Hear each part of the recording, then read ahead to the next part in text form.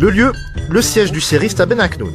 Le prétexte, la cérémonie de remise du prix Maurice Audin pour les mathématiques.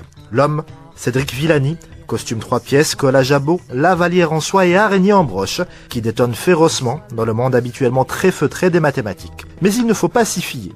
Au-delà du dandysme affiché, ce jeune homme est aussi une grosse tête, puisqu'il compte parmi ses nombreuses distinctions la médaille Fields 2010, l'équivalent du prix Nobel pour les mathématiques. L'objet de ses recherches, l'équation de Boltzmann et Valsov, le transport optimal et ses applications, ainsi que la géométrie riemannienne.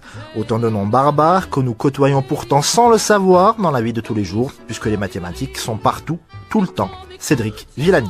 Les sciences mathématiques, comme on le sait, les sciences en général, transforment le monde dans lequel nous vivons, même si on n'a pas conscience, chaque jour dans notre quotidien, nous utilisons le résultat des travaux, des idées des mathématiciens de notre temps, des mathématiciens des siècles passés.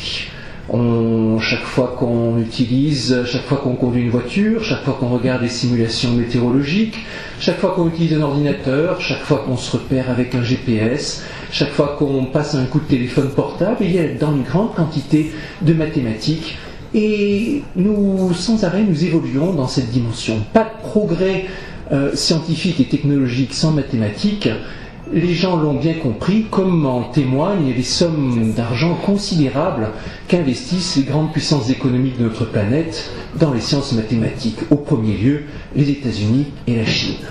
Donc le pouvoir des sciences mathématiques pour changer notre monde, le pouvoir des sciences mathématiques aussi pour changer notre esprit et nous apprendre à raisonner de manière rigoureuse, à comprendre ce que c'est que l'esprit humain en marche dans toute son abstraction pour dominer des situations complexes. Diplômé de l'ENS Paris, enseignant à l'ENS Lyon, il est depuis 2009 directeur de l'Institut Henri Poincaré à Paris, institut national vieux de 80 ans dédié à l'accueil des chercheurs invités.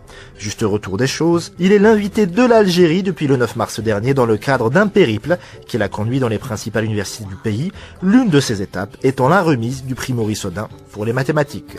À travers Maurice Audin, on souhaite bien sûr rendre hommage non seulement à l'intellectuel engagé dont il a été question, prêt à mettre sa vie en danger dans les circonstances les plus cruelles qui soient, pour les idées auxquelles il croyait, en particulier un idéal de fraternité. Et puis aussi à rendre hommage aux mathématiciens qu'il était.